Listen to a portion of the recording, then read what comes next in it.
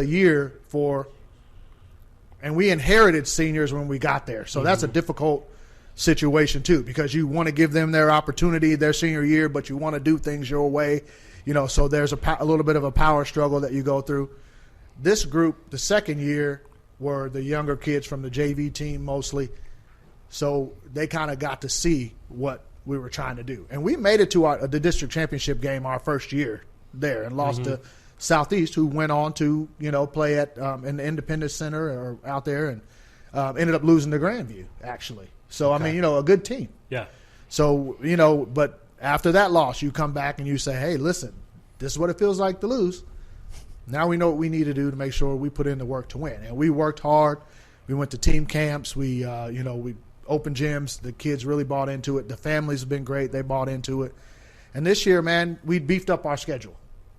Nice. This first year, we beefed up our schedule. We played Bishop Miege and took a lump, right? Mm-hmm. We played Blue Valley Northwest in the 8-10 shootout, took a lump, right? And everybody's looking at me like, well, why are we playing these games? Well, because this is how you improve. You go play the better teams that are state championship qualifier type programs, and you compete with them, or you don't, right? But what do you learn from that? So we beefed up the schedule. We played in a really good tournament in Republic at the beginning of the year, So we did a lot of things like that to prepare us for the end of the year. Like, I'm a firm believer that let's get prepared for districts. Now, if there was a difference in Misha where everybody didn't get to go, then you schedule accordingly to that. Like, if I have to win a certain amount of games to get in, then that's different. But everybody gets in. Yeah. So, our mission was to prepare, man, and work hard to get in. And those guys really responded at the end of the year. It kind of all came together. We played some really good district games against Winnetonka and then beat Van Horn in the district championship game, which both of those games were competitive battles. But we were prepared because of the games that we had been in most of the season. Right? So then we get to a St. Joe Lafayette team that's well coached, very similar. I mean, it was almost like looking at ourselves in the mirror, so to speak, and this came down to one possession, So that's what you build on. You use the film, you build on it. Those guys have bought in. Unfortunately, what we talked about earlier, it's kind of limited the workouts, but we stay in contact with them. We make sure they're at least staying mentally prepared, still watching film. We do a lot of stuff like that, and hopefully, I got five seniors returning from that team. Nice. Just found, and then I had a sophomore that'll be a junior, and then a freshman that played. So we got 7 guys automatically back from that district championship team last year. And then we just got and we have some kids that got into Lincoln this year from transfer. So I mean, this year, man, we're ready to go. So I mean, we will be a lot better this year. Going into the third year is always that year that you can show whatever you did the first 2 years. But man, I got some great coaches with me, some great families, and these kids are awesome kids. And I mean, they're intelligent kids. Like, you got to be intelligent to be at Lincoln. So if you can put the two things together, and use your basketball IQ, which is my main focus with them, and your ability, then you give yourself a shot. And a lot of teams like Array South last year who was stacked, like we will be this year. Those guys are out of the way. Ruskin's still really good. So teams like that, we want to get back to where we were last year, only advance and hoist the trophy at the end of the year, man. Yeah. Well, there's a lot of great things, going on at Lincoln Prep with, all of your athletic programs and the school. So just kudos to you and all those coaches of their sports. We want to try to shine a light and let people know, like, hey, there's good things going on in the city too. Absolutely. Absolutely. I appreciate that. If anybody gets a chance to, if we do get to go to games this fall, and you're a football fan and you want to go check out a game, I mean, don't hesitate to go watch Lincoln Prep play on a Friday night. Best field in the city. Yeah, you guys got that best view, man. It's the best view in the city. Man. I haven't been there to at see night, it yet. Oh, man, the city I've view seen and the background, it's awesome, man. I need to get down there and check it out. But beautiful environment, man, and those kids deserve it, man. Yeah, and the community deserves it. The pictures and things I've seen, and I know last year there was pictures of some kids getting some cleats. Yep. Patrick that were Mahomes donated. Foundation, the East Bay, and everybody came through and took care of us. So it's been great, man. I appreciate it, man. Yeah.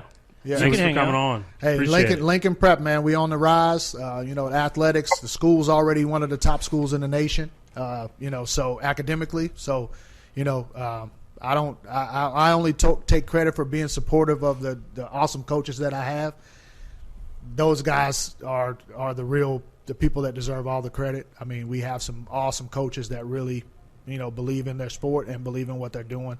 It makes my job easy. Of course, I take care of the basketball part of it with my guys on that. But, I mean, Lincoln administration, principal, vice principal, everybody's been great, man. I mean, it's been great for us. And, this year, no matter what, I mean, I think we'll be fine. And, we'll keep pushing forward, man. We got some wrestlers that are returning that'll be they qualified for state last year. So we got a lot of things going on and a lot of great community support. And, and we need support from you guys and people like that, man, because you're right. There are a lot of talented kids in the city.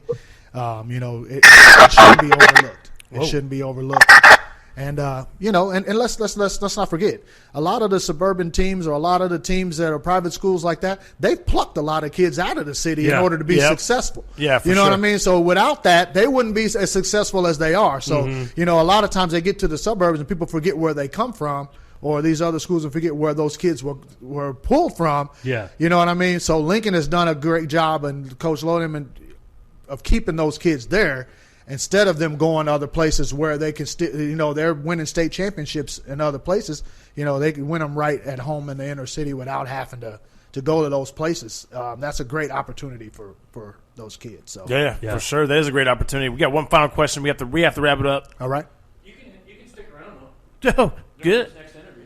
That's great. That's we're gonna great. have Dana Hughes, Cool. former I'll do chief, that. if you want to. Cool. Yeah, stay and we're hang going to out. talk a little That'll Mahomes work. contract, some other chief I stuff. So appreciate real it. quick though, You guys might have to give me a job down here, man. I'm sure Hey, let's go. best barbecue, or no, not best. It's favorite barbecue. Favorite barbecue. Don't even think hard. Just say it. Oh, in Kansas City? Kansas City. Yep. Oh, he's thinking. Yeah, because you know what, man?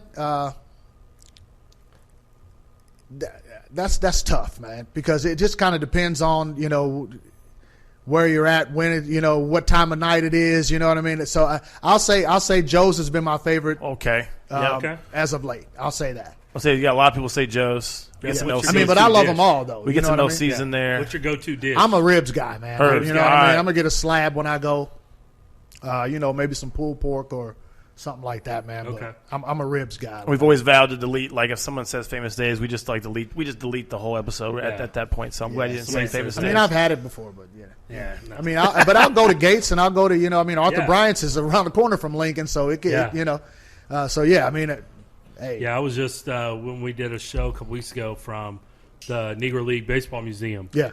I took my my two daughters and my wife to the original Arthur Bryant's down there. Yeah. Since we were going to be down there. And, Get a sandwich and some steak fries, man. my kids had never been. Yeah. Yeah, I'm it's like, good. hey, it's a little bit of history for you. That's right. And then took them through the museum, and That's right. it was a great family afternoon. Hey, So, and you got full and had leftovers. oh I'm sure. man, yeah, we had so much food because they were like, why aren't we all just ordering our own fries? Because I was like, we'll just order a big one. Yeah. We can all share it. Trust me, there's enough for everybody. Yeah, so, Yeah. they piled it on. Yeah, For for had sure. the sandwich. So Here we go. You want us to go to break, Jim? Or just, No, he said no break. Okay. Let's roll. All right, we are going to bring in Dana Hughes here, former Kansas City Chief.